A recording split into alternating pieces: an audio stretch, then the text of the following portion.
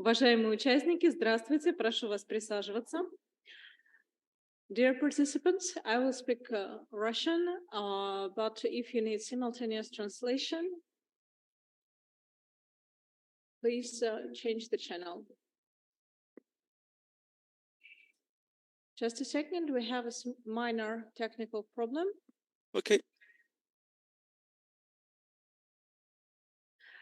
Дорогие гости, я очень рада приветствовать вас на нашем уже Dear guests, I'm very glad to welcome you at our eighth seminar, the prospects of scientific cooperation between Russia and Brazil in the sustainable development of the Arctic. In the very beginning of our project, as we began discussions on the Arctic, the main motif of discussions was the idea it's important for us to look as broadly as possible at such cooperation. Today's seminar, I think, takes our discussion to a higher level, no longer limited by the framework of Arctic Council or other entities. Indeed, we are searching for new topics for international cooperation. First of all, let's be mindful that two polars on the globe, which in itself gives us grounds for discussion. Today, my colleagues and I, we've prepared a set of materials, and materials are available at the portal dedicated to this topic, and we've discovered a whole number of new topics and ideas and for cooperation, for further cooperation. I'm very pleased that among our participants today, there are some of our colleagues who have been involved in preparation of these materials. Now, I would like to mention our housekeeping points. I would encourage our guests to stay within the time limit of 8 to 10 minutes so that we'll have some time left for questions afterwards, which would enable us to have a good discussion. Now, I'd like to give the floor to Grigory Tech, the deputy head of the Roscongress Foundation and one of the partners and persons who inspired these projects and who has been giving full support to this adventure. Good day, esteemed colleagues. Anastasia, thank you very much for such interesting introduction. Indeed, those who have joined the discussion and this project, I think it's important to be aware that the groundwork of this base of this project was the Russia's chairmanship in the Arctic Council, but the current circumstances and realities have transformed this situation, and now it's all taking on a global aspect, and so it's thanks to the support of the Minister of Foreign Ministry, it has taken on a new dimension. Indeed, a very interesting discussion with participants of representatives of the scientific and cultural communities of Brazil. It's going to be the 8th conference, which so another set of analytical substantive materials. Lots of interesting publications are in the pipeline. Really much to talk about as far as cooperation with Brazil in the area of the Arctic studies, and I'm sure there'll be good points to discuss as far as trades and economics. In concluding discussion, cementing basically a whole series of analytical studies under the auspices of ThinkArctic will be represented by the key multilateral event to be held in St. Petersburg, which is a traditional international economic forum. As is known, recently we had a public announcement about the fact that the president of Brazil, Mr. Lulu, was invited as a member of as a participant to this forum. It's really important that the delegation of Brazil is going to be quite large at this event, so we do encourage you, esteemed colleagues, to participate in this grand event with a possible, perhaps, continuation of the developments that we are going to have formulated perhaps today at our conference. Thank you very much. So this is what I would like to mention. Thank you very much. Basically, there's a hope that our agenda may perhaps help attract the international participation at the highest level. So possibly our conference is serving as this kind of good tool too. Thank you very much for your encouragement. Indeed, we have lots of topics we would like to discuss. Quite often, as we step out of the circle of narrow specialists who are well familiar with each other and with the topics, we do have a lot of stereotypes that drive our conceptions and of different directions. Even a cursory glance at areas where the industry of Russia and Brazil and in the Arctic region tend to overlap and tend to meet gives good ground for presentation of the experience of our two countries.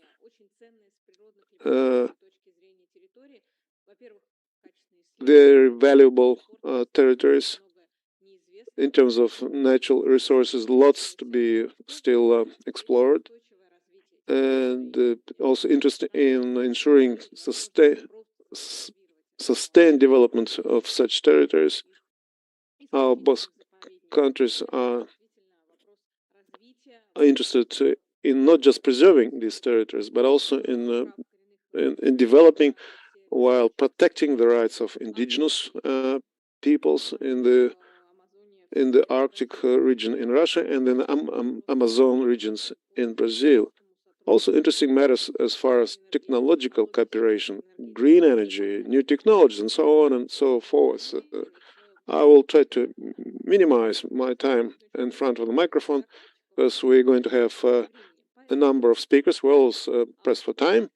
Now, I would like to ask Konstantin Dankov, Doctor of Historical Sciences, Prorector on Information Policy at the International Interregional Cooperation at the North Federal University, named after Mikhail Lomonosov, to give you a report and your considerations as far as the topic of our discussion. Especially as Konsergevich and us, we are connected with the good experience of publishing collective monograph on the matters of developing the Arctic, which was possible to publish last August. And that was a good experience of presenting our views. So your center is a well-established, well-known center in the Arctic studies. So what's your outlook on the prospects as far as developing projects with Brazilian partners based on your experience, approaches that you would think would be good here? Over to you.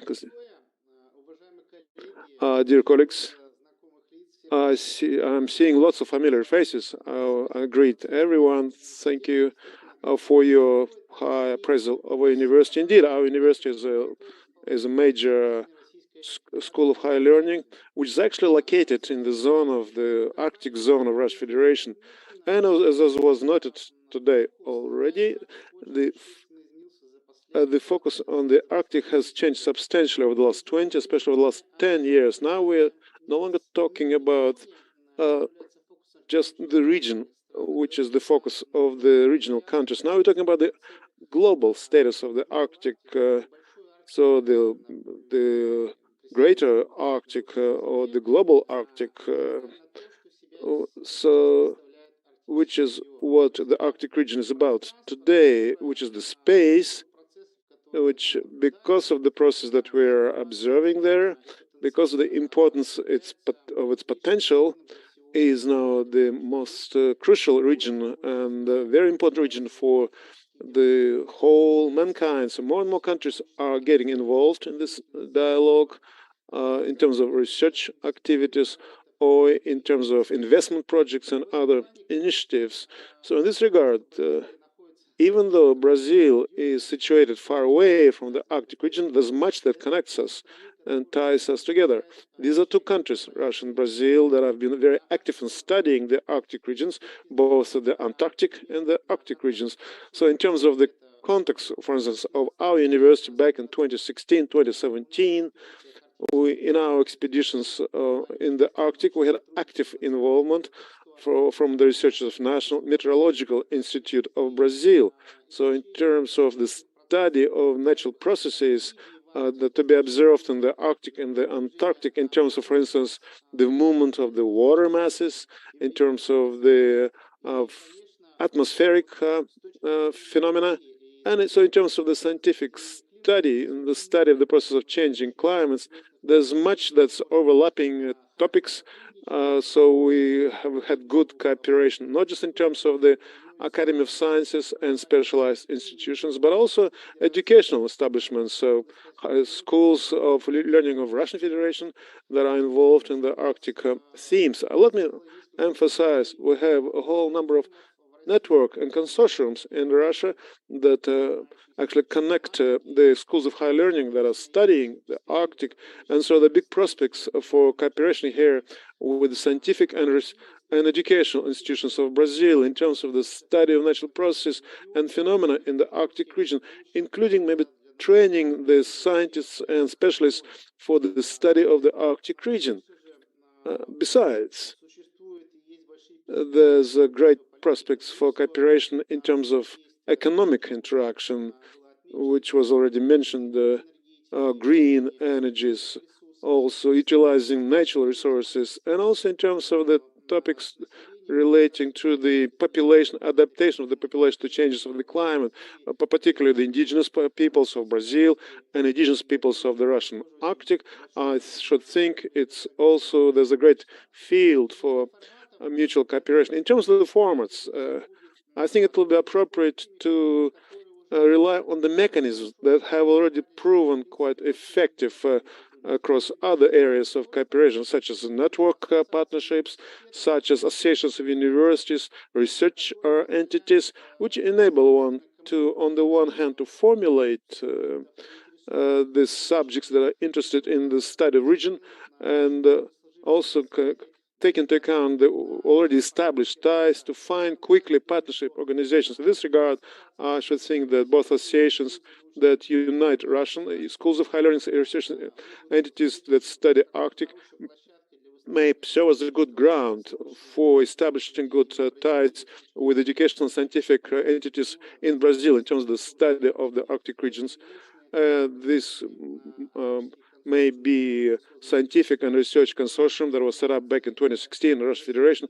Also, it's Russian and Asian consortium of scientific research consortium on the study of the Arctic region, and other platforms which will enable one both the Brazilian scientific education partnership to find partners. And in terms of the formats, interactions also between schools of high learning, for example, so in terms of cooperation with Brazil, there are good prospects here too, because as far as the rectors of the Russian universities, over the last 10 years, they've been shaping this kind of architecture and consortiums, joint forums between schools of higher learning of friendly countries. We have already forums with the universities of Russia and Arab countries, and Russia and Belarus and other countries. So I should think that this kind of particular format of forums between Russia and Brazil could be also used as a good platform for building cooperation and in the Arctic too. So in this regard, I think that the already existing network entities on interstate cooperation, they may serve as a good institutions for building interaction and establishing educational and research cooperation. On our part, we are prepared to develop further our research and scientific work, as well as educational collaboration with the scientific research entities in Brazil. Quite recently, actually, our colleagues visited Brazil in the context of another interesting area, what to do with restoration or recycling and of forest resources. There are good prospects there too, between cooperation between Russia and Brazil, among others, in the Arctic dimension. On the whole, colleagues, those were the general remarks I wanted to make about the possibilities of such dialogue. And thank you, colleagues. You always tend to be quite specific in your proposals. We do have this experience in setting up events of rectors between Russia and Korea. So in terms of the interest, it may be very fruitful format that may open up lots of doors as far as collaboration between different universities. Now, I'd like to ask you, take into account your, in the context of your university, as far as specific collaboration of maybe educational courses, online education projects, training specialists for the Arctic studies. To what extent we have such experience, and what would be your assessment of such practice? I would support this idea. I should think it would appear that in terms of this setting up educational collaboration, we could make an active use here of already existing frameworks of existing projects in Russia, such as the concept of Arctic floating universities, referred to as SAKUR, and the floating universities that are sponsored by the Moscow State University, also by other leading universities. They already have their educational program in place. Those floating universities, they're international universities, so it's quite easy for postgraduate students from other universities and researchers from other, maybe universities in Brazil, to get involved there and to get some training and to get a chance to study there in the Russian Arctic in particular. On the other hand, it's possible to develop programs as part of the existing network of Russian universities, and there's an Arctic consortium which includes a number of Russian universities, and they have network-based programs, and it's possible to develop such programs that together with partners from Brazil. Let me emphasize the fact that quite recently Yuri Trutnev visited Arkhangelsk, who is the chairman of the State Commission, and decision was made to set up Russian network distributed Russian universities, so Russian analog to U-Arctic. One of the so as part of this network university, which may be beyond the dimension of national dimension, it's possible to set up programs and modules there of the practical type for researchers who study the process in the Arctic region.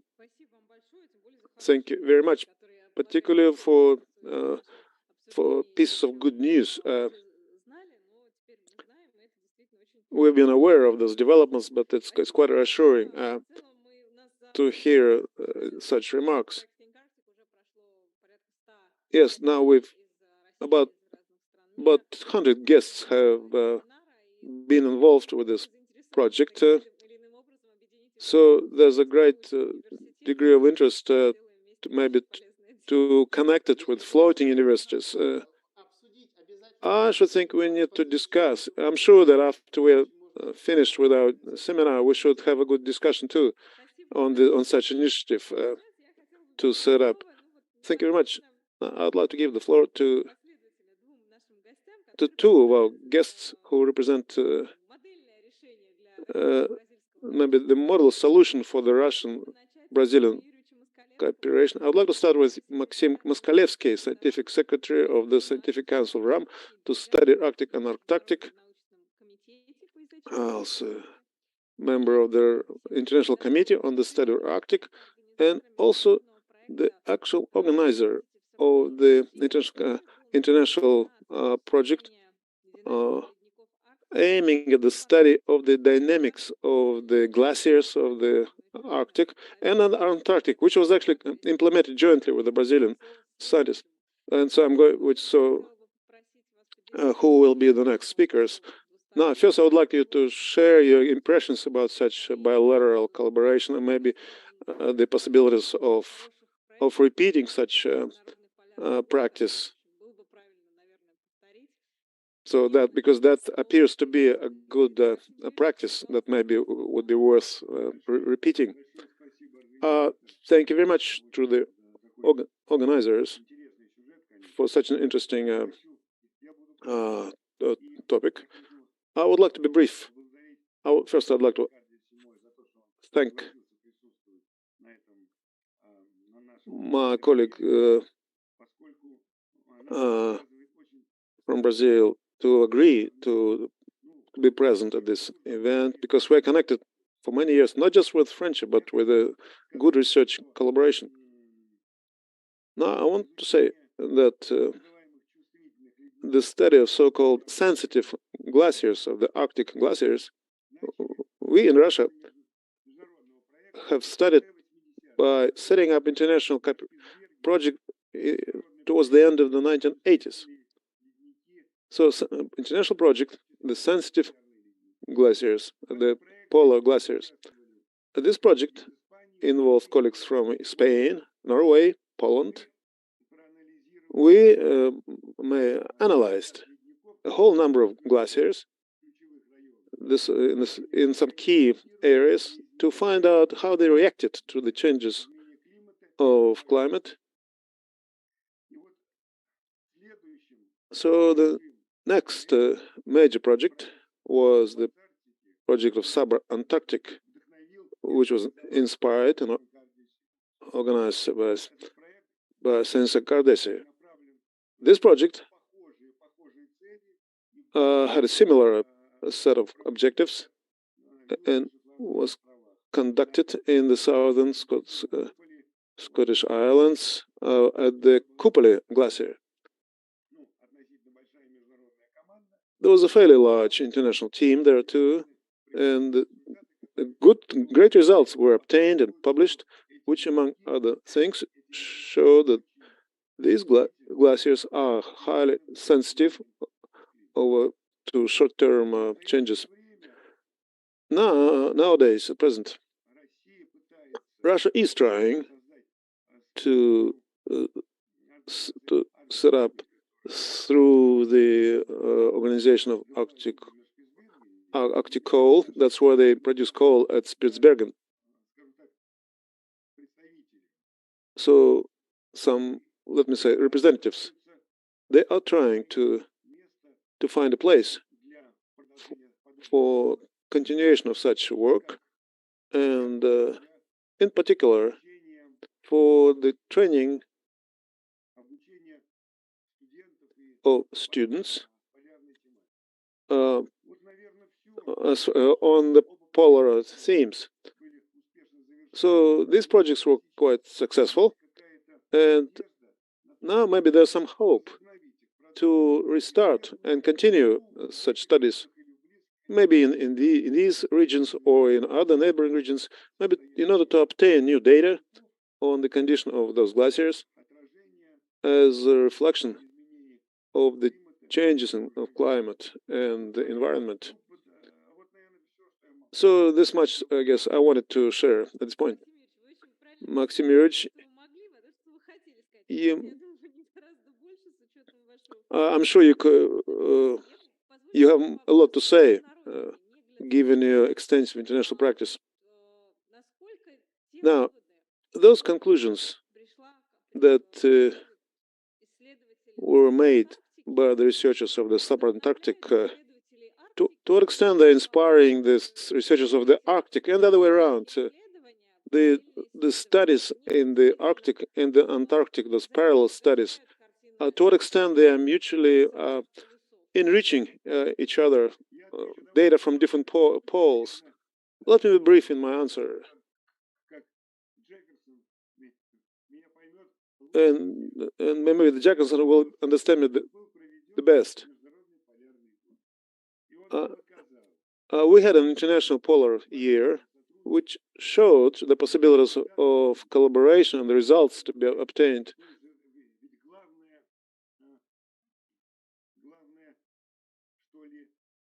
Because the main challenge is here is the exchange of data.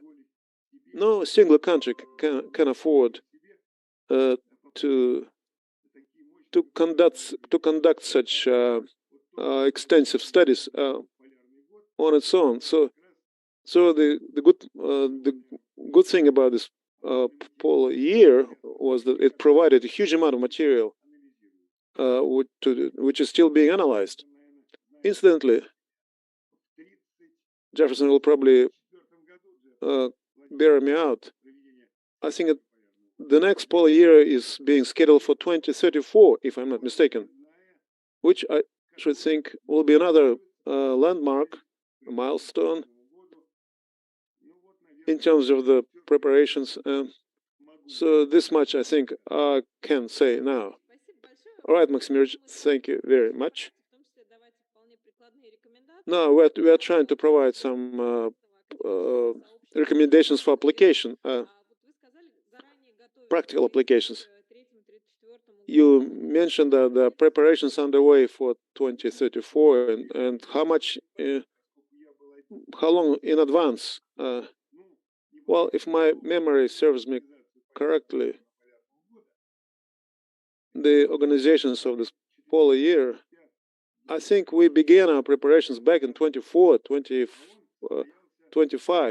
Well, the year itself occurred in the 28 and 2010. Now we have more time for preparation. So for community of researchers, in particular the International Research Arctic Committee, whose vice president of this committee is Mr. Jefferson, and they about a year ago they sent out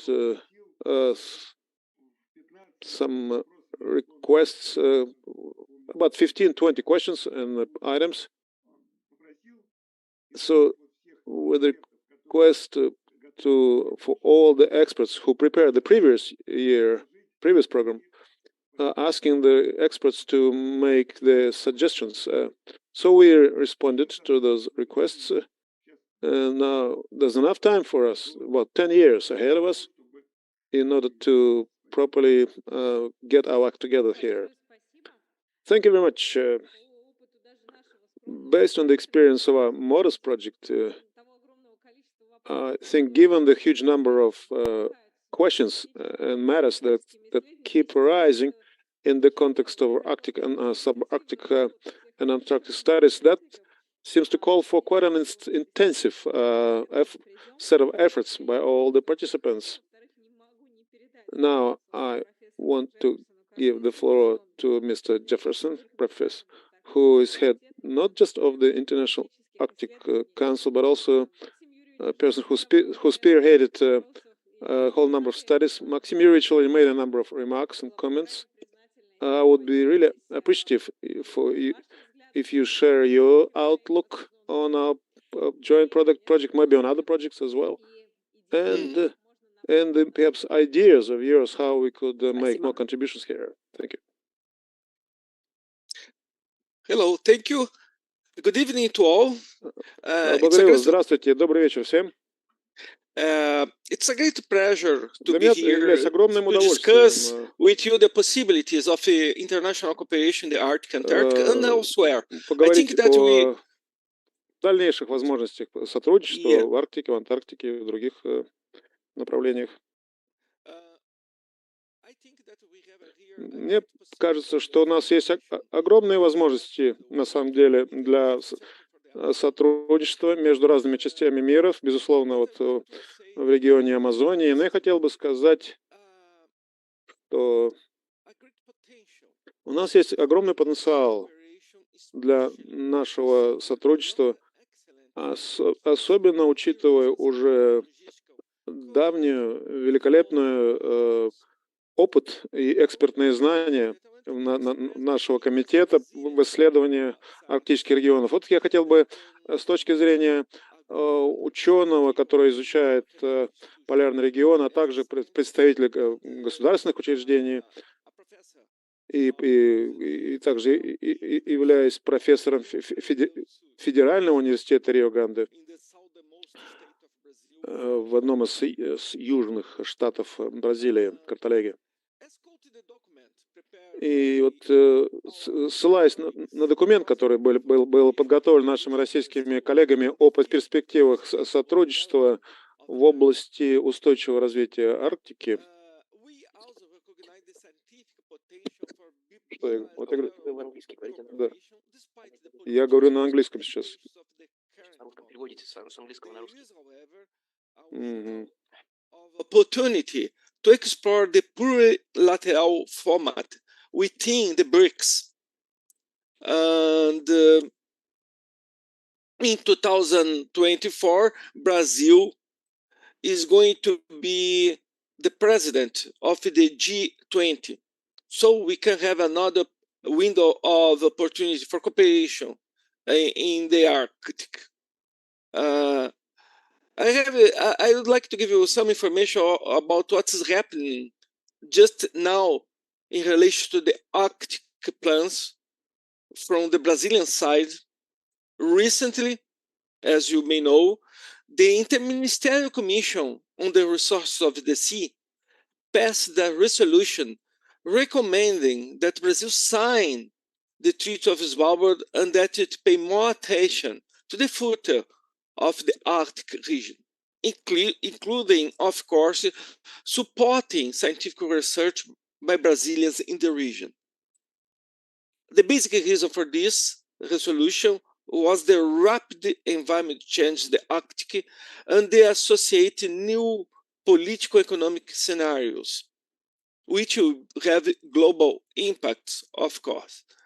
I would like to call attention here that that is also a result of a demand from the scientific community that works in Antarctica to the governments that, well, we see we need to have a deeper understanding of the things that are going on in the Arctic environment. Further, in the next few weeks, the Brazilian Ministry of Science, Technology and Innovation will launch its second action plan for Antarctic science, 2023 to 2032. For the first time, we will have a section dedicated to the Arctic. It's in the next call for proposals of the Brazilian National Council for Scientific and Technological Development, known as CNPq, will support Arctic research, mainly in examining connections with the tropics. I emphasize the Brazilian scientific community interest in joining the International Arctic Science Committee as soon as possible. This would be our first step along joining scientific projects for Brazilian involvement in the Arctic forums.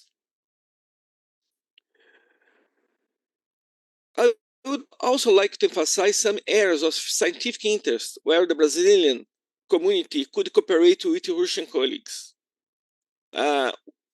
We have no plans to establish a scientific station in Svalbard or elsewhere, but we really want to participate in investigations in the region, especially consider the sensitivity and the increased response to climate changes of the axis between the Barents Seas and the northeastern of Greenland. Climatic and paleoclimatic research in this region of the world is essential to understand the abrupt climatic changes and variations during the recent past. I'm thinking mainly on the Quaternary, and also, of course, in the present. In addition to Svalbard, we have a long interest on the ice core records from the different Russian Arctic islands that would provide us with different kind of data, paleoclimatic data for modeling, for trying to keep scenarios on the Arctic impact in all the parts of the world.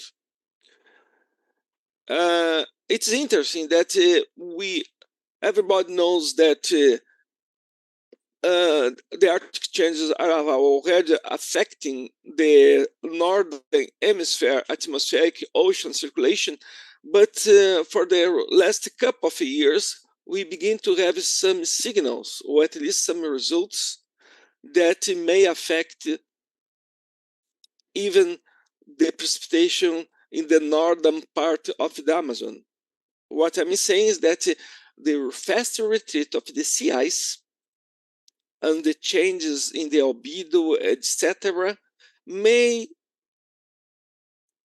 soon affect the climate in the tropics. Something that should not come as a surprise. Further, I noticed that the document written by our Russian colleagues addresses the possibility of joint studies to be carried out at the Russian International Arctic Station. I don't know this pronunciation. Is Netsrinka? Oh, after you tell me. Yes, it will be a unique opportunity for us for research on sustainable energy sources, global pollution, signals of climate change, and its impact on the permafrost. These are areas where the Brazilian National Institute of the Cryosphere, under my general coordination, works in Antarctica. And for us to be important to go to the north and work looking for connections. Notably, the Brazilian National Institute of the Cryosphere is responsible for 2 automated scientific labs in the Antarctic ice sheet. One, called Cryosphere 1, is just 620 kilometers from the geographic South Pole. Over there, in the 2 models, we use only solar and wind energy to keep these models working and collecting data during all days of the year and transmitting it to the Brazilian now National Institute for Meteorology. We use solar panels developed in Brazil. This can be another order of cooperation, implementation of green energy technologies. Just change to mining. I would like. It's interesting that the Brazilian oil company Petrobras has some of the most advanced technologies and expertise in oil exploitation in deep waters. Yeah, maybe one of the areas that we could put people together to work in cooperation with the Russian mining companies, and there are other different opportunities, as your document already said. Finally, I would like to call attention that we have within the BRICS an ocean polar science working group. We had already 2 or 3 meetings, 2 meetings, I think, with our Chinese, Indian, and Southern African colleagues. For sure, the participation of Russian colleagues in those meetings, in this agenda, would be most welcome. And it's another forum that we could discuss cooperation. In short, we are quite keen to get involved in the Arctic investigations And we really believe, and we are beginning to have evidences of the influence of the Arctic environment changes, and that is included the fast sea ice retreat, the Arctic amplification of these changes that will affect things in the tropics. So now I would like to talk as a vice president of SCAR.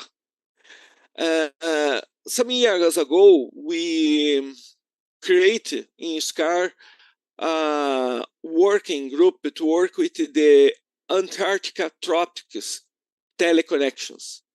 I think that now is the time to think about Arctic, Antarctica, and the tropics. Of course, all are interconnected, but up to some years ago, it seems that people forgot the tropics. But the signals of changes are coming from elsewhere. And here is our opportunity to think bipolar. Thank you for the attention. Well, thank you very much, Dr.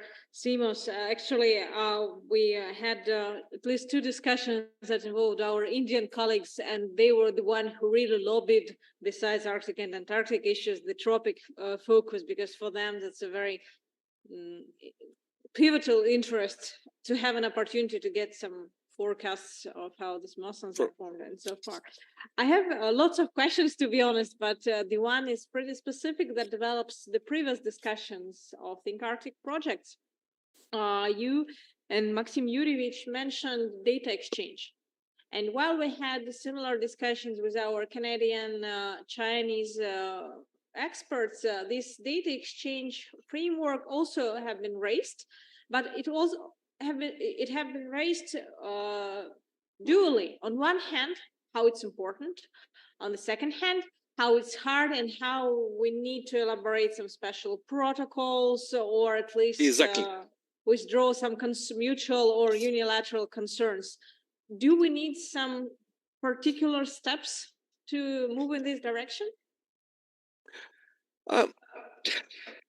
Not a simple question, because from one side, from this, if you think about the scientific community, informally, we quite exchange data.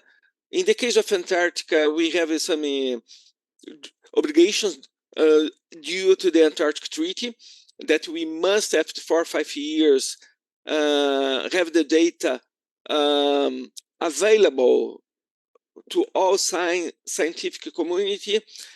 But the problem, in fact, is funding to have data centers. We are in fact discussing that in the Brazilian Antarctic program, because if we have duplication, if we need to have the data available, we don't have a national data bank for Antarctica information. And the same thing would be, of course, for the Arctic.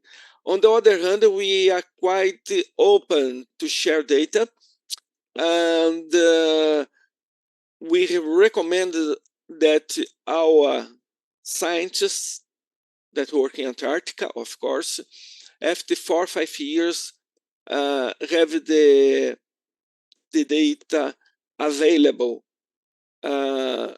on some kind of network in the internet or so on. And anyway, we consider as the data is public, the data is paid by the government, by the Brazilian Antarctic program. This data cannot be held for a long time by the scientist. He must publish, of course, the data, and as soon as he's published the data, he must make it available for all community. I think that a discussion here could be even more wider in terms of data in general, and that is one of the big questions that we have nowadays worldwide. In terms of Antarctica, I think that is much easier because we have legal obligations towards the Antarctic Treaty.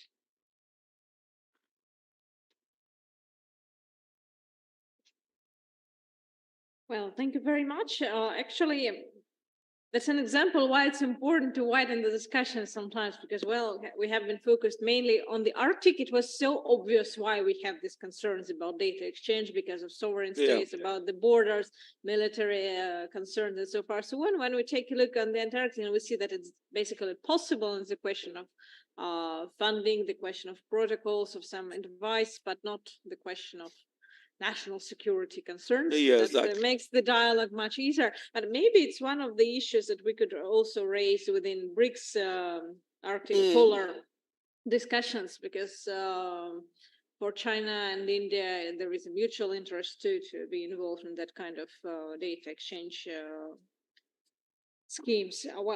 Thank you very much. We have to move forward. We will move a bit out of time, but now I would like to switch Russian. Я хотела бы передать слово Игорю Михайловичу. Now, I would like to give the floor to Andrei Igor Ashkov, Deputy Head for Research and Deputy Head of Coordination Committee of the Arctic and Antarctic Research Institute. It's a person who is actually does the planning of research work. Igor Mikhailovich, are you with us? Igor Mikhailovich?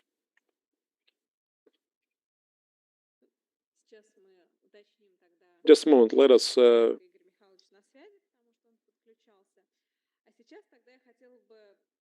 чуть дальше и передать слово Марии Львовне Лагутиной, доктору политических наук, профессору кафедры мировой политики Санкт-Петербургского государственного университета. Мария Львовна, к сожалению, без политики на полюсах не получается. В Арктике политики гораздо больше, к сожалению, в общем, для науки. Как вы смотрите на тему нашей сегодняшней беседы, какие у вас есть соображения, в том числе в связи с тем, что уже говорили наши предыдущие выступающие? Добрый вечер. Прежде всего хочу вас поблагодарить и за приглашение, и за то, что вы действительно поднимаете такие важные темы, как Бразилия в Арктике, перспективы участия этой страны, перспективы отношений с Россией, перспективы БРИКС, я знаю, у вас планируется в дальнейшем обсудить эту тему в рамках вашего семинара, потому что в 2015 году я была, пожалуй, одна из первых, кто в рамках вот именно международной проблематики, да, политологической, начала обращать внимание на тему возможного сотрудничества стран БРИКС. И я вам могу сказать, что сподвиг меня на это именно мой коллега из Бразилии. В 2015 году на форуме Arctic Circle в Рейкьявике я впервые встретила достаточно большую бразильскую делегацию, чему я была очень сильно удивлена, и очень показательно, из кого она состояла. Там был представлен, естественно, посол Бразилии в Исландии, и были представлены ученые, занимающиеся микробиологией, если я не ошибаюсь, и представители бизнеса, точнее бразильские граждане, которые работали в Норвегии в нефтяных энергетических компаниях. К сожалению, сейчас я вам не могу тут название точной компании сказать, но тем не менее. И как раз-таки мы тогда встретились в 2015 году, и именно с их стороны поступило предложение о том, что давайте подумаем о том, чтобы на следующий год, в 2016 году, организовать секцию, посвященную перспективам БРИКС в Арктике. И мы это сделали. Честно скажу, даже руководство Arctic Circle сначала очень скептически отнеслись к этой инициативе. Нам удалось пригласить коллег еще из Китая, из Индии. Вот. И, собственно говоря, с этого началось. Поэтому для меня бразильская проблематика, да, она тесно связана с проблематикой БРИКС и в общем-то, с местом, с ролью БРИКС в полярных исследованиях. Действительно, сегодня было сказано абсолютно верно, что на данном этапе Россия и вообще международное сотрудничество в Арктике, я больше хочу сегодня сделать акцент на научном сотрудничестве, оно оказалось, к сожалению, в уникальной такой ситуации, негативной, да, когда прервались очень многие связи, и впервые в истории арктического сотрудничества, да и, наверное, международного сотрудничества в целом прервались научные связи. И одной из задач, которая стоит на сегодняшний день перед российским руководством, ну, собственно, об этом все говорят на различных площадках, это поиск новых партнеров и так называемая географическая диверсификация связей. Кто-то говорит о повороте на восток, но, честно говоря, я в этой концепции вижу очень много, скажем так, вызовов и опасностей, поэтому я все-таки выступаю больше именно за диверсификацию и поиск партнеров не только в Азии, не только на Востоке, но и в других регионах. Конечно же, страны БРИКС в этом плане, ну, на мой взгляд, одно из наиболее перспективных направлений. Два слова про полярную повестку БРИКС. Хочу сказать, что она изначально начала формироваться именно в рамках рабочей группы БРИКС по вопросам науки, технологий и инноваций. То есть, другими словами, научно-техническое сотрудничество стало основным мотивом выработки совместной полярной повестки стран БРИКС.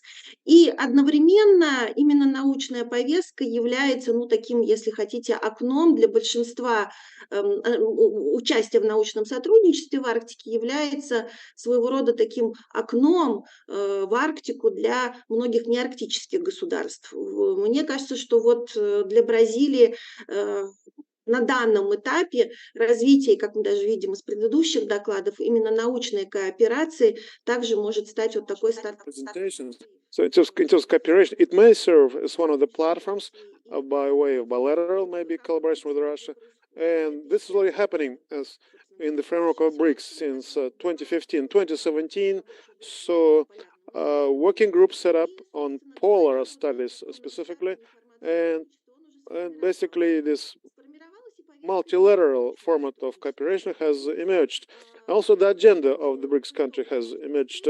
So based on the results of each session of the working group on polar Arctic studies, a document is published which features the main results of such discussions by the working group. I can cite some priority topics such as below water studies, changes of the climate, matters of the studies of the ocean, biochemistry, meteorology, prevention of maritime disasters, the joint development of models such as the structure and properties of sea ice, and the latest studies on the climate changes. As you can see, the prevalent agenda reflects the natural process. In the future, there are plans also to have discussions on more comprehensive areas such as developing new technologies, observations, and what you mentioned, management of the data exchange. That's at the level of BRICS. Now, as far as Brazil, as I already mentioned, and your documents mentioned this, in 2010, the leadership of Brazil began to pay attention basically to the Arctic region as well. And since 2015, since 2016, as far as scientific communities at least, this topic began to be discussed vigorously and to be developed with the direct involvement of Russian scientists, I'm being one of them. As of today, as far as bilateral level, I would identify bilateral level of cooperation between Russia and Brazil as a promising direction, promising field. Quite often, let me mention, in 2015, when I started to work on this topic, there was hardly any information available. These days, I was really impressed by your report, 30 pages of a report in which you were able to bring together, I think, quite unique information as far as the areas of possible cooperation between Russia and Brazil. Now, check it out. Since 2015, as we take this year as a point of reference, over a period of 8 years, I think quite substantial progress has been achieved, considering that Brazil has yet to have an official status as an Arctic state. It's not an observer even yet. Going back to the relationship with Russia, the first steps in the towards bilateral relationship cooperation have been made, and that's covered quite well in your report. Most of this, I think, relate to the area of resources, utilization of the mineral resources.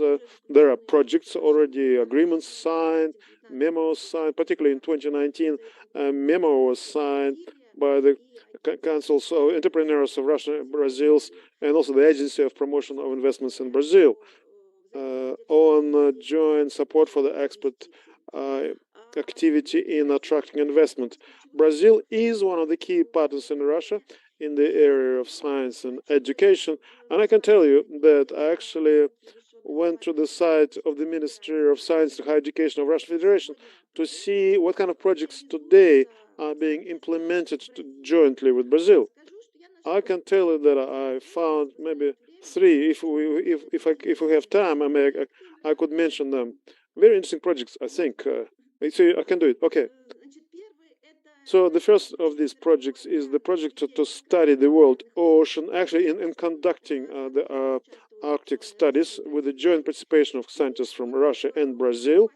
And I think your report also mentioned this project of the joint scientific project between Russia and Brazil, aiming at the study of the different scales of biochemical processes taking place in the region of the Amazon River and comparing them with a similar process in the Arctic basins of the Arctic rivers, such as Yenisei, Lena, Ob. The other project that I found on the site was the experience of the joint studies of the plastics finding their way into the world ocean. This is not a directly Arctic study, but I think it's very applicable there because the topic of microplastics is very topical and relevant to the Arctic too. The first such expedition was organized back in 1983 on board the scientific ship Professor Stockman's ship. The second such study was done in 2022 by the Institute of Ocean Studies near the shores of Brazil in the region of Amazon. It was the ship, scientific ship, academic Boris Petrov ship. There were colleagues from Brazil, from the University of the State Rio Grande do Sul, and the Barra State. So, properly speaking, based on the results, very unique scientific data was obtained from this region of the world ocean. It's believed to be one of the milestones of the development of scientific cooperation within BRICS framework. And the final such project, which I think is quite also relates very well to the Arctic zone, is the issue of the food. And at the same time, it's the issue of the food, which is relevant to the Arctic regions of Russian Federation, and also the issue of pollution to do with leftovers from the human activities.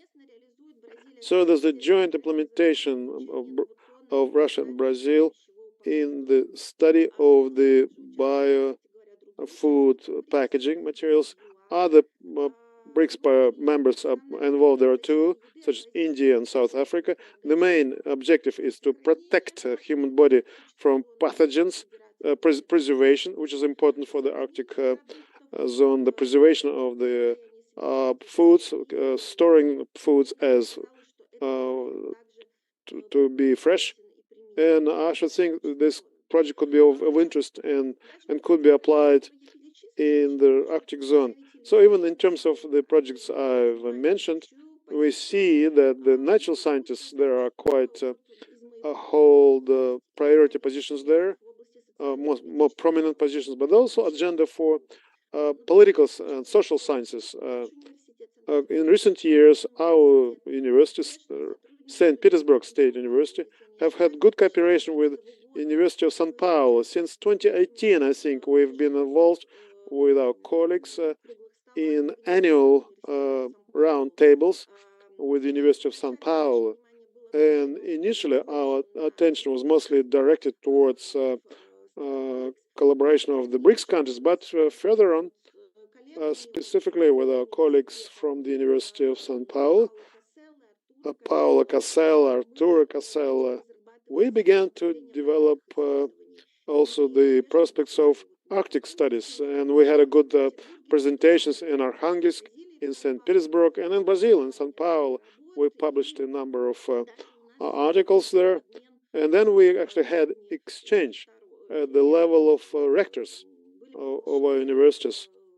We, rectors, our colleagues were invited to give lectures at the University of São Paulo. And if I'm not mistaken, they set up a master's program there to study matters of the Arctic there. We were telling them about the Russian policy in the Arctic in our lectures. So quite a substantial degree of interest at the level of scientific community, but also at the level of students. So from the brief picture that I presented to you, it's quite obvious. We already had systematization and institutionalization of the Arctic studies in the framework of the BRICS countries. So a special working group was set up. And as far as the bilateral level, we can see there's no system there yet. There's certain sense of inertia there in terms of the context and events we have there. So one should think here maybe of developing a roadmap there. A roadmap not just in terms of collaboration with the BRICS countries in the Arctic and the Arctic regions, but also at the level of bilateral ties. Whilst with China we have good contacts going on with India too, but with Brazil I think it needs more work and more attention. Thank you. Thank you very much. We are trying to systematize all these ideas. So thank you for this panoramic view of possible projects for implementations. At the same time, I'm quite inspired by your view that you've outlined that institutionalization of the polar tracks along the BRIC lines, but also, well, sporadic maybe initiatives on the bilateral level. But I'm quite impressed by the list of projects, initiatives. So thank you very much for your contribution. There's no system, but we do have projects on the way, which I think is a good thing. That bureaucracy has not stopped us, which sometimes happens, has not stopped us from going ahead. And I should think that bureaucracy either is going to be helpful or at least will not be hindering us in our initiatives and ideas, which sounds so far very nice. So thank you very much. So in terms of such systemic view on prospects of Russian and Brazilian collaborations, I think we should be able, based on that, to do things together. Now, since you mentioned social and sciences, but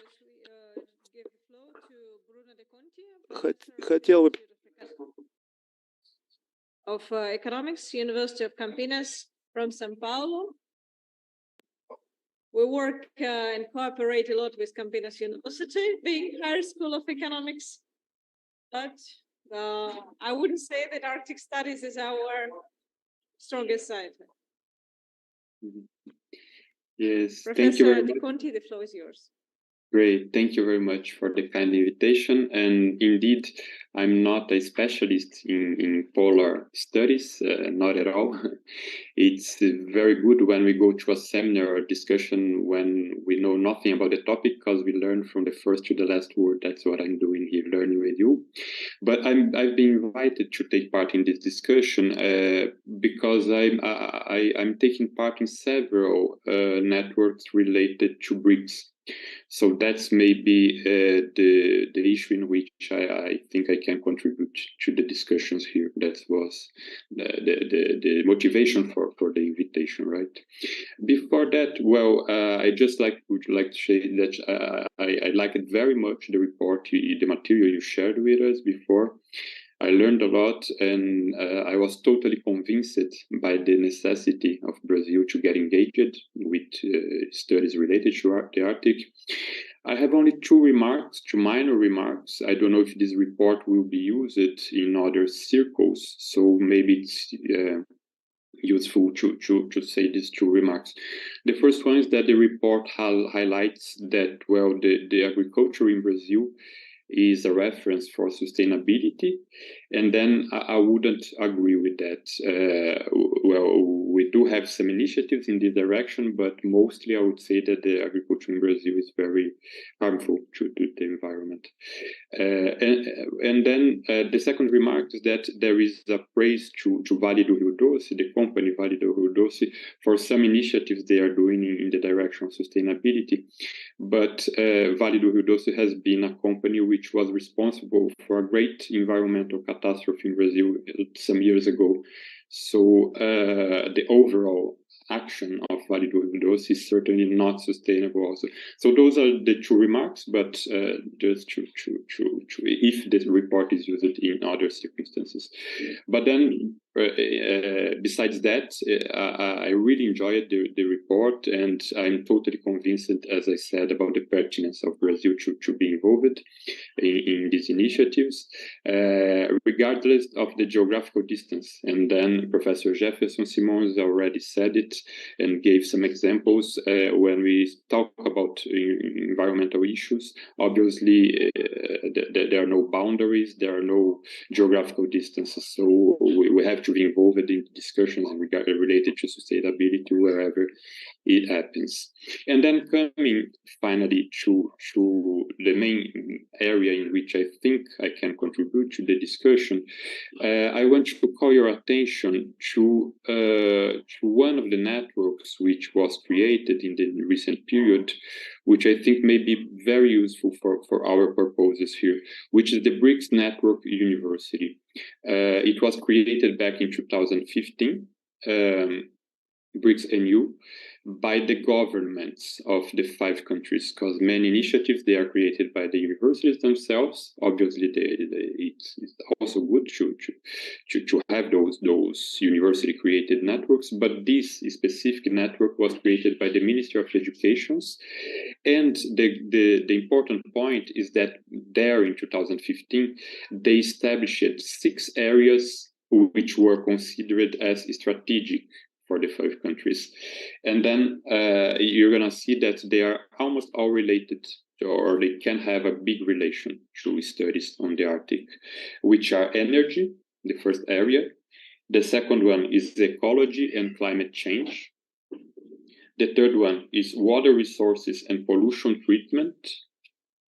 And so those 3 are totally related, as you can see, to studies on the Arctic.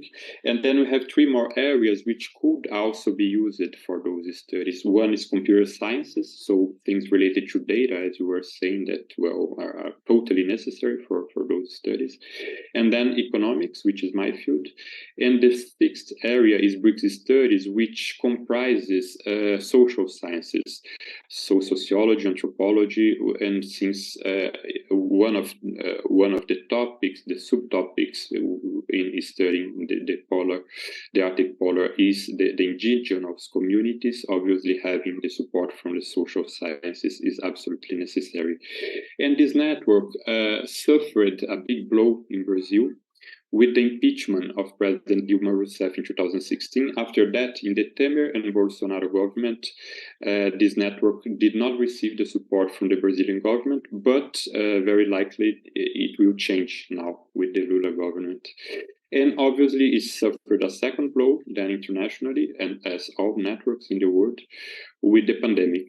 But I think the studies related to the poles and to the Arctic pole, or to both poles, would be also a way of, let's say, using this network, which is already constituted, having the support, more or less, depending on the country, of the national governments, and transversal researches could be made involving some or even the 6 areas which I just mentioned. So the Higher School of Economics takes part in this BRICS Network University in the field of economics, and then this is how I got this big relation with the Higher School of Economics.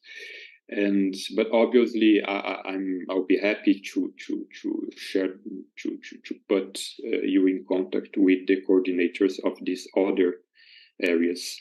So I'll stop here, but I just want to make you aware of these. Many networks were mentioned here, but this, in my opinion, is a precious network that could be useful for studies in the Arctic. Thank you very much. Professor De Conti, thank you very much. Thank you for the frame you light up.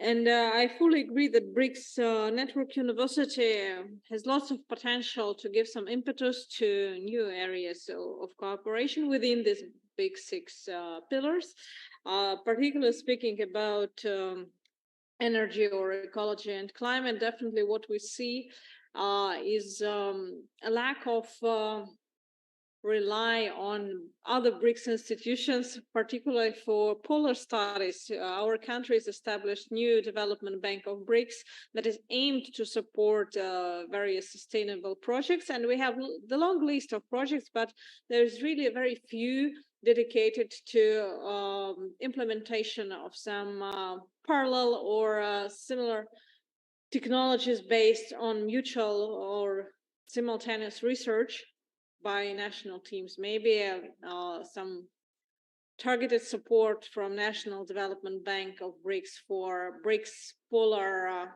studies aimed to implement some technologies or some practical changes that bankers love so much is some issue to work on. And I have a small question to you, related more to your economic background.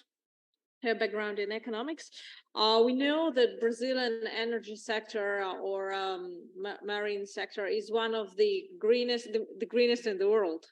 Which economic toolkit could be used to promote that kind of technologies, for example, for Russian Arctic? That's a pretty broad question, but maybe there are some benchmarks that you would love to share. Yes, this is important to mention that something like 50% of the Brazilian energy provision is considered as green energy.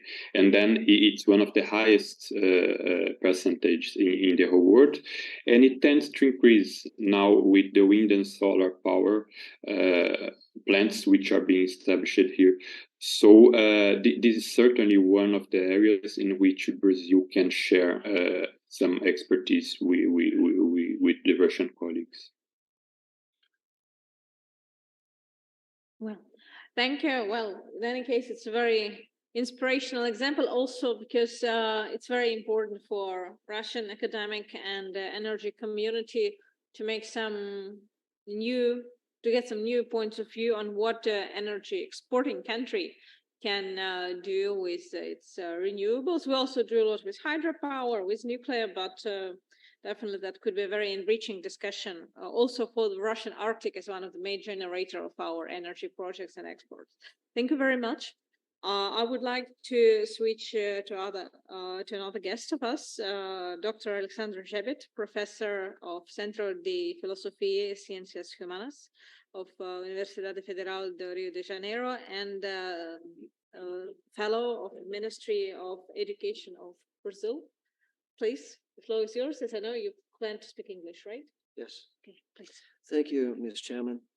And I greet all the participants offline, online, and also my Brazilian compatriots over there. So it's a pleasure and an honor to speak in this forum. It's quite global. And I speak as a newcomer. I'm not a polar scientist or researcher. I maybe am a multipolar researcher. I'm a political scientist. That's why I will speak on this side of the subject. First, some facts about Brazil. And because it was asked today, why Brazil in the Arctics? And it is directed especially to the Russian audience, maybe. And I want to say that Brazil is a geopolitical, geoeconomic power and geo-environmental actor. The most powerful nation of Latin America and Caribbean, the strongest economy in the Western Hemisphere, of course, except for the United States. And in the Southern Hemisphere, it's the biggest. 2/3 of the Amazon region are in Brazil. The Amazon rainforest is the largest in the world, despite all the things that you've heard about deforestation. The maritime area extends to the South Atlantic. Part of exclusive economic zone is called Blue Amazon, and it's roughly the size of the Western Europe. Population 215 million people, but the latest census is not over, so we may have changes in the figure. Brazil is the most biodiverse country in the world. It occupies the first place in the world of renewable internal fresh water resources. Russia is put on the second place, but I would not dispute it here. And the Brazilian agriculture has a potential of feeding of more than 1 billion people in the world. So to know the capacity of the potential. It was told already that energy matrix is diversified and hydro energy is the biggest part, 60% of energy produced, but also oil, solar, wind, biofuel. And Brazil has mineral resources, including rare earth elements like lithium and niobium.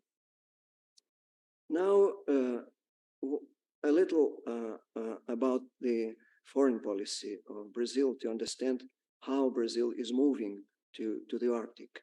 What are the principles and the instruments? So Brazil is trying to find solutions for global problems which are affecting the country. And it is based on the main features of its foreign policy, pacifism. I would like to remember that it is President Lula who called for peaceful solution and creation of a neutral G20 countries. And it was yesterday that we heard about this when he was visited by the Russian foreign minister. Brazil is fighting against racial discrimination and social inequality. These are two important goals of its foreign policy. Protagonism is a feature of Brazilian foreign policy. That's why Brazil is always leading, and it is leading also in the Arctics. And multilateralism, we call here, you call here multipolarity, and Brazil prefers multilateralism to understand how it acts in the international relations. Sustainable development, of course, it's one of the important topics of the Brazilian foreign policy. In pragmatism, why not? So, Brazilian Arctic policy is driven by Brazilian Antarctic policy. Brazil has been a full member of the Antarctic Treaty since 1975. And it has a Southern Polar Research Program called ProAntar. And ProAntar is a very interesting and very advanced program. It has already 40 years. And Brazil has a Comandante Ferraz base on the Antarctic. And it is a very interesting adventure of the Antarctic policy. Just to understand this interrelation of environment and global interdependence of the two global commons, I mean the southern and the northern poles. Just to remember that Captain Fabian von Bellingshausen and Admiral Vladimir Lazarev in 1820 cited for the first time the Terra Incognita Austral. It was called at that time the Antarctics.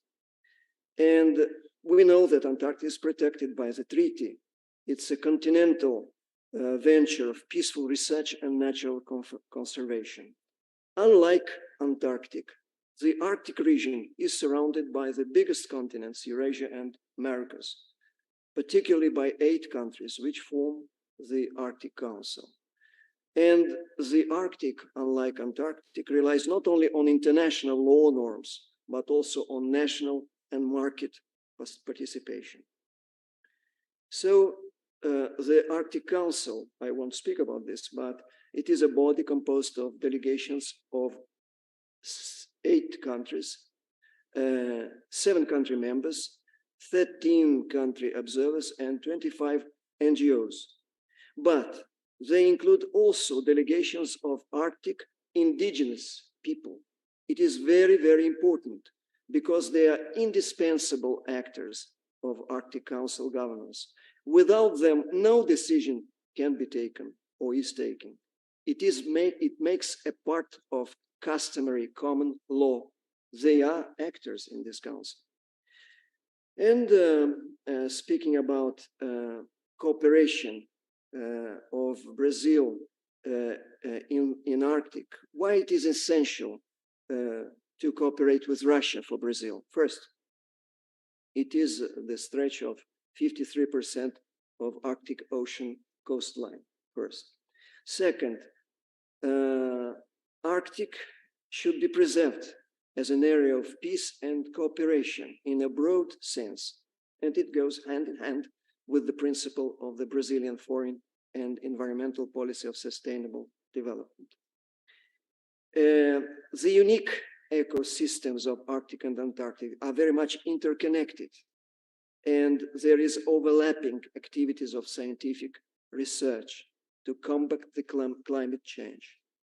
And we are coming to socio-economic development of the population of the Arctic region, which echoes with the Brazilian indigenous population goals in the Amazon and the riverside living population, with very similar anthropological and genetic evidence.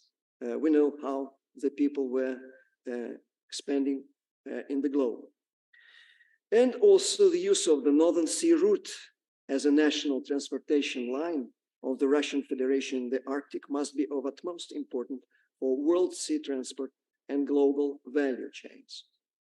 Second, why cooperation with Russia in the Arctic is essential for Brazil? There was a talk about this. The extraction of natural resources, primarily oil and natural gas, is and still will be for years to come Russia's primary Arctic industry. In this sense, the Brazilian expertise in drilling and producing oil offshore is one of the most daring experiences of the last 20 years. My daughter is working in a petroleum company, and I called to her and asked her yesterday, I said, what is the depth of the most deep well which was drilled by the Petrobras company? And she told me 7.7 kilometers depth. It's the Monai well of Petrobras in Espírito Santo. So we observe a growing geopolitical and economic importance of Arctic with oil and gas exportation. The Arctic is opening to this expertise as a new frontier of natural resources extraction. Fishing is also relevant as a food chain in the context of global climate phenomena. Third, why cooperation with Russia in the Arctic is essential for Brazil?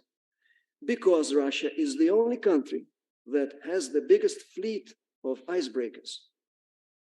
These ships have the ability to move easily across the frozen Arctic Sea, and a lot of them are nuclear icebreakers, and a few of them are unprecedented floating nuclear power plants that carry mobile electrical power stations along the Northern Maritime route. So one more advantage for this. Now, the BRICS in the Arctic. It was Professor Maria Lvovna who spoke about the BRICS.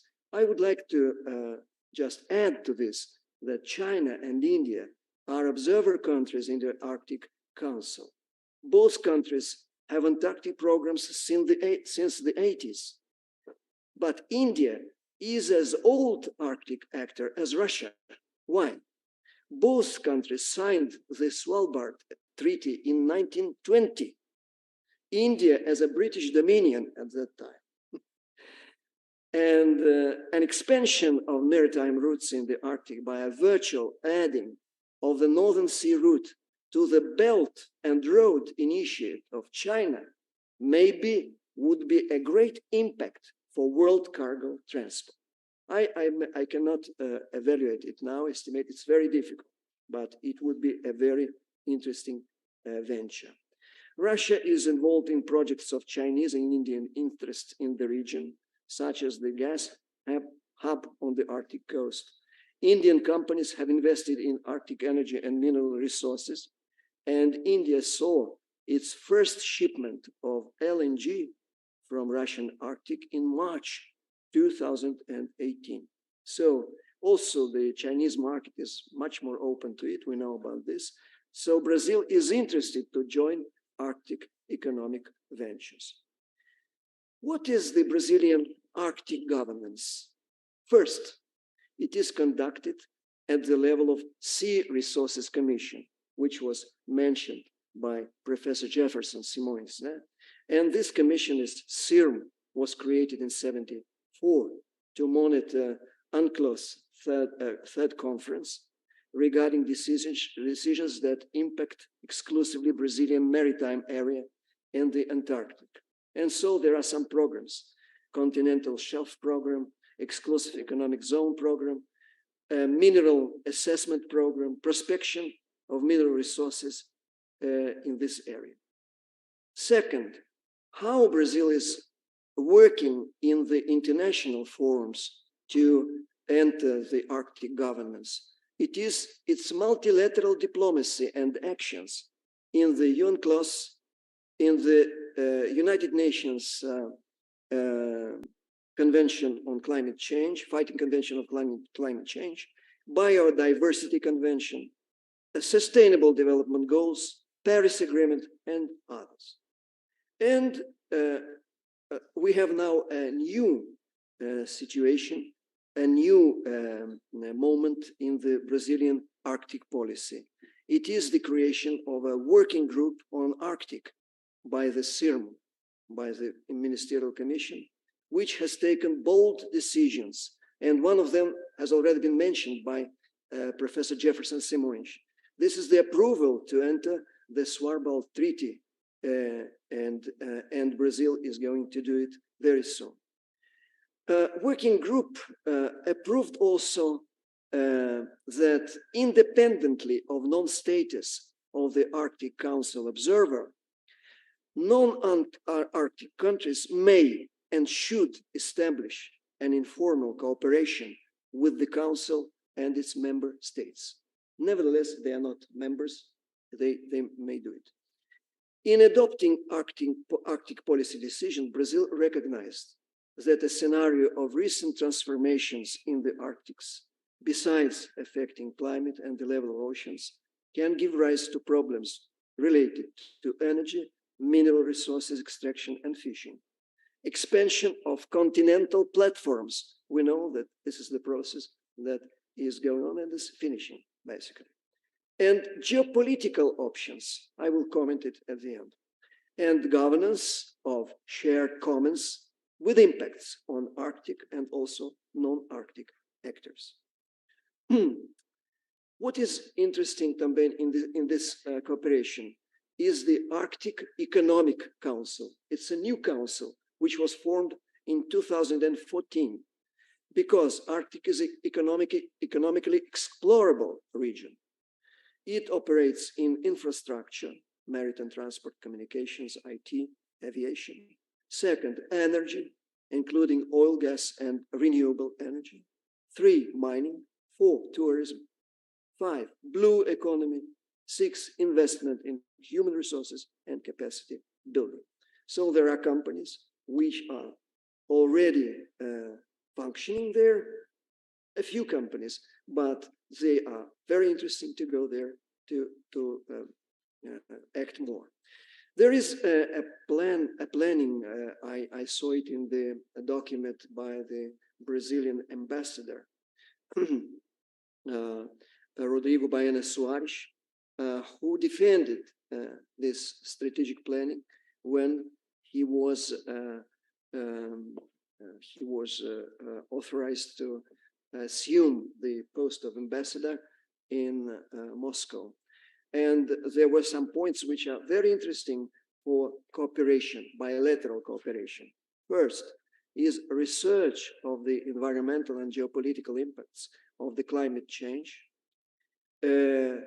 on such phenomena as drought, rainfall, flooding, risk of forest fires, as in Amazon region also, because it is also susceptible to fires. Then the second point, research of thawing of permanently frozen ground, permafrost, in the northern regions of Russia. It is also one of the biggest points. Opportunities such as changes in conditions for cargo and access to the Russian continental shelf in the Arctic.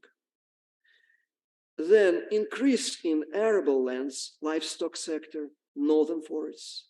And finally, a diplomatic solution, encouraging the establishment of dialogue between Russian and Brazilian negotiators on the implementation of the Kyoto Protocol, the Paris Agreement, Biodiversity Convention, SDG, bilaterally and within the BRICS. Now, just coming to the end, a few words about geopolitical differences between Antarctic and the Arctic. The Antarctic region is a zone of peaceful cooperation, protected against militarization and nuclear installations by Antarctic Treaty. So this zone cannot be violated by any hegemonic intruder. Brazil is a pivot in the South Atlantic Peace and Cooperation Zone called ZOPACAS since 1986. Well, it is a fragile buffer zone, but it is a zone against foreign interventions or hegemony in the Antarctic. Maybe it is some kind of protection. Speaking about history, the Arctic regional military confrontation in the Arctic now on the north started to de-escalate after the famous Gorbachev's Murmansk initiatives of 1988 at the end of the Cold War confrontation. And after a period of fruitful interactions in the Arctic, the 90s, 2000, and 10 years on, international tension came back. And the region is being gradually transformed into an arena of military competition and rivalry between the NATO and Russia in the context of a new Cold War. So I would like to give a mixed view of this Arctic reality, what it is. What is more relevant in the great and middle power rivalry over the Arctic? First, since 1996, the Arctic Council has had many disputes and rivalries that had no clear connections with the Cold War confrontation, like US-Canada over Beaufort, Russia, Canada, Denmark over continental shelf extensions beyond 2,000 miles, Russia-US legal status of the Northern Sea route, others over proposed changes by Norway to the Svalbard Treaty, and the issues of the UN clause. Now a red light is on.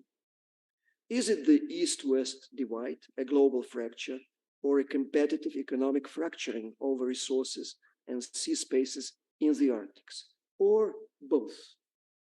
So in March 22, 7 Western Arctic country member states decided to pause their council cooperation with Russia. Summit of AC member states, which finishes the Russian presidency from 21 to 23, was transferred from April 23 to May 23. The change of functionality of the Arctic Council is an open question. Such a configuration creates a sort of inaction which can cause a break in its activities until further accommodation in the face of common interests of regional sustainable development. What Brazil would do in this situation? Brazil thinks that, in Brazil, they think that joining the Council as an observer member has already been a choice that would allow Brazil to participate more actively in carrying out research and scientific and technological cooperation activities, establish partnerships with its permanent members and observers, expand the country's role in polar issues, and strengthen Brazil's insertion into the Arctic scenarios. through greater influence in decision-making process on global issues. And the motto of Brazilian protagonism, now I am finishing, Brazil is not and should not be absent from any international forum. As the 5th largest country in the size, the 6th in population, the largest economy of the Southern Hemisphere, it's not be absent neither from Arctic Council or other Arctic forums or Brazilian-Russian Arctic cooperation on a bilateral basis. So, in my view, bilateral agreement may be and should be signed briefly to create a pro-Arctic program. And this would contribute also to dissipation of the tension. It is very important to have bilateral basis to act against bilateral divides or great divides. So it's all I want to say. Thank you. Thank you very much for this very broad and, to be honest, very inspiring overview for Russian listeners. I shut my mouth, tried not to intervene with the issues concerning Arctic Council. We discussed it a couple of times here at this platform, that the whole idea to block the countries that represents half of the Arctic seashore and so far so on, it doesn't look really sustainable. But your suggestion on bilateral steps towards this new architecture of Arctic cooperation definitely fits into the logic and spirit of the ThinkArctic dialogue. The one minor issue, because before we move forward, then I hope we'll keep some time for questions of our students and our online participants too, is that if we speak about Arctic Economic Council too, we observed very interesting tensions within Arctic Economic Council last summer. It took more a bit softer position than just an Arctic Council, and there was lots of interest to still somehow maintain the dialogue, but as I know now, it doesn't function really well. How do you evaluate an opportunity for Brazilian companies with all these perfect competences in drilling, in sustainable extraction of natural resources, shelf technologies, to participate in this Arctic Economic Council, to maybe give some impetus to reframe the whole atmosphere there? Well, I see all the reasons to Brazilian companies to participate. They are participating already in Norway, in Canada. And I think that Russia is a new step to go to start drilling, to start working, cooperating with the Russian oil and gas companies, and also in all other spheres of economic activity. It is very important, and Brazil is ready for it. I mean, when I spoke about the oil production in the pre-salt, it is a very deep drilling, you know, and it is deeper than Norway drilling in the North Sea of Norway. There you have 500 meters of depth.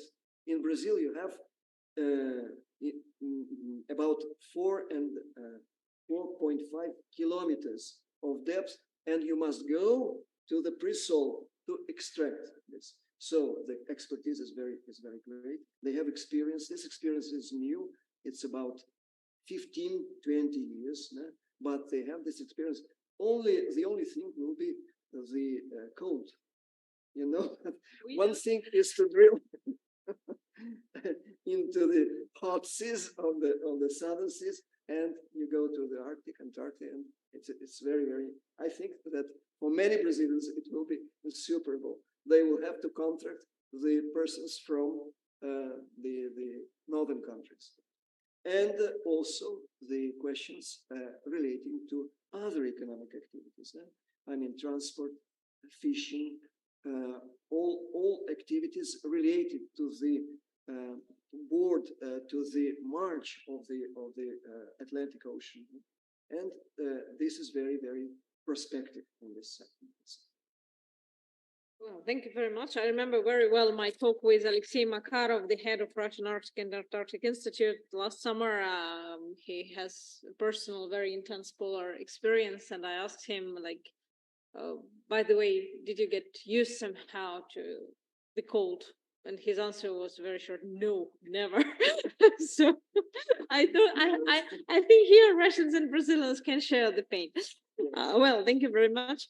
Уважаемые коллеги, я хотела бы передать слово Иосифу Львовичу Тукелю, профессору Санкт-Петербургского политехнического. I would like to give the floor to Yosef Tukel, professor of the St. Petersburg's Technical University, named after Peter the Great. Yes, thank you very much. I'm in touch. I'm glad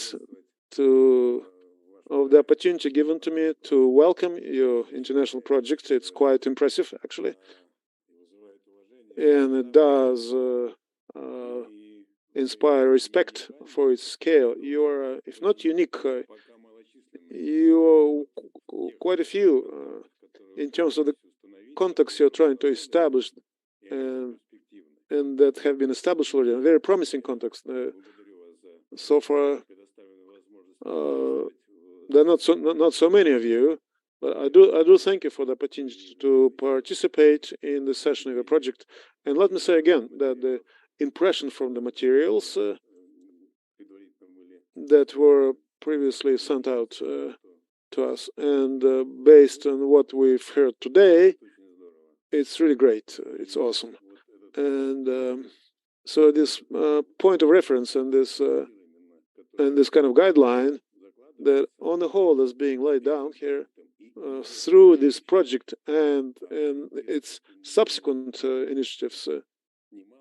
So it's a greater reference, which, as it's about choosing those rules and a program of sustainable development that were adopted, I think, back in 2015, if my memory serves me correctly, at the level of United Nations. What I would like to add, if you allow me, to the points already mentioned from this program. There's another one,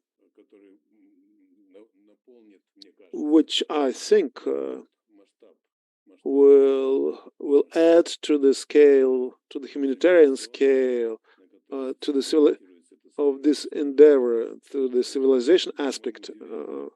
I think it's point 9 in this list of UN goals of sustainable development.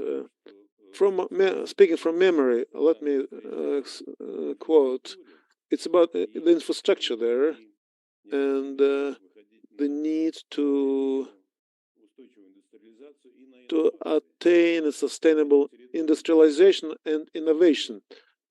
Those territories that were served as the points of reference for this project, this component relating to the infrastructure, to industrialization, to innovative projects, it's as important as the humanitarian and social aspects, including with reference of features of latitude, features of social features, not just in Russia, in Brazil, but also across those latitudes in general. I want to thank you once again for the opportunity for this communication. We wish you success in these projects. I also want to say that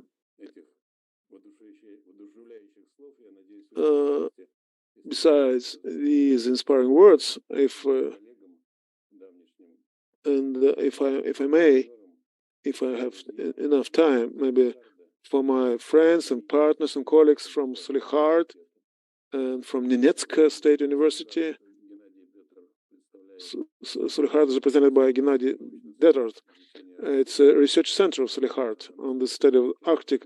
Anastasia Levkina, she's from the Tyumen State University.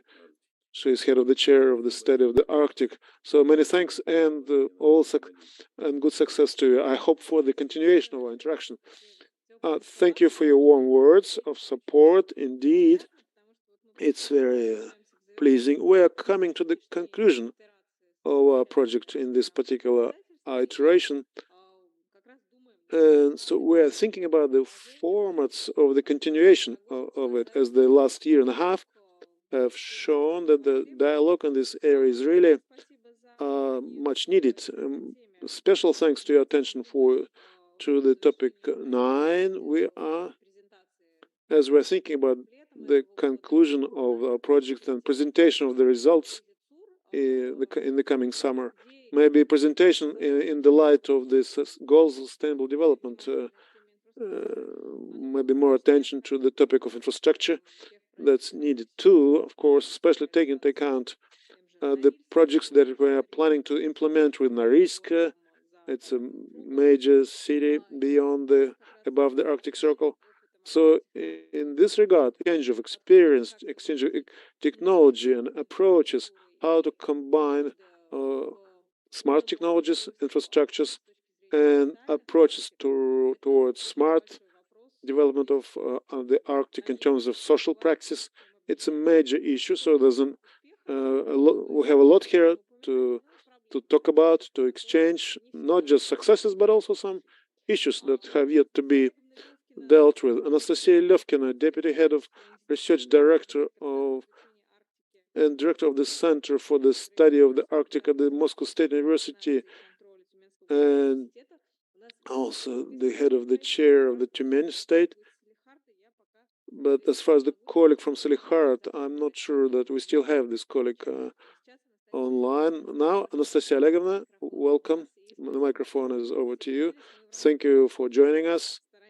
We, in our project, always try to attract colleagues from different regions of Russia. So Tyumen State University is our long-standing and welcome and highly appreciated partner of ours. So I'm glad that we have this dialogue on the topics of Arctic. Thank you, colleagues, for your invitation. I'm very glad to participate in the event of such format. Today, I've heard much that is new to me in terms of collaboration on the BRICS, what kind of projects exist, and in which directions they've been developing. So I've come to have some thoughts and ideas too, in terms of possible points of intersection for us too. But this could be perhaps more specific topics of discussion. So maybe as part of this particular event, I'm not so sure whether we'll have time for discussion of specific initiatives. Of course, the topic of our Tyumen University, it's about carbon testing grounds. Now we're cooperating nice with the Institute of the Study of Arctic. My other colleague, who was unable to participate today, he represents Research Center of the Study of Arctic.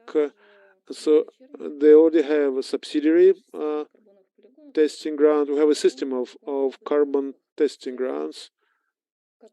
So now we're planning some research there as well. So I've heard that there's an interest on the part of Brazil in this, maybe about putting together a database, maybe making a synergic use of this data, maybe obtaining new knowledge, and maybe interesting idea of having a remote connection with the research stations.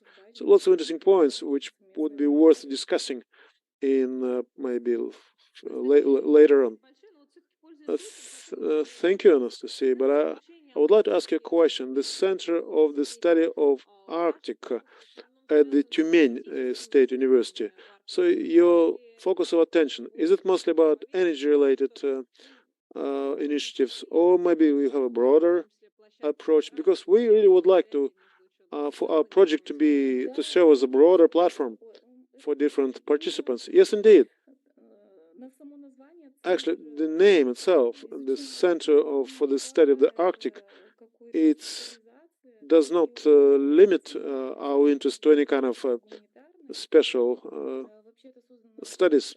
It's more humanitarian approach. Basically, it was set up as a non-commercial entity, as a kind of a framework umbrella format for exchange of information setting up research platforms, setting up interdisciplinary teams for working with colleagues from different networks, national, international, maybe putting all those efforts together in the framework of different projects. So we cover all kinds of research in terms of living standards, for instance, in particular living standards of the indigenous peoples. That's a separate area of research, because we think this whole concept has a subjective, kind of subjective in character. So now the local administration has given support to our research in this area. And also as far as the smart town, we've had some recent research in using Salihard as the case in point. And in terms of the demand, in terms of the offer, we studied, among other things, the goals of sustainable development. We kind of intertwine those into our studies too. If it's a study on smart town in the Arctic, we look at the special features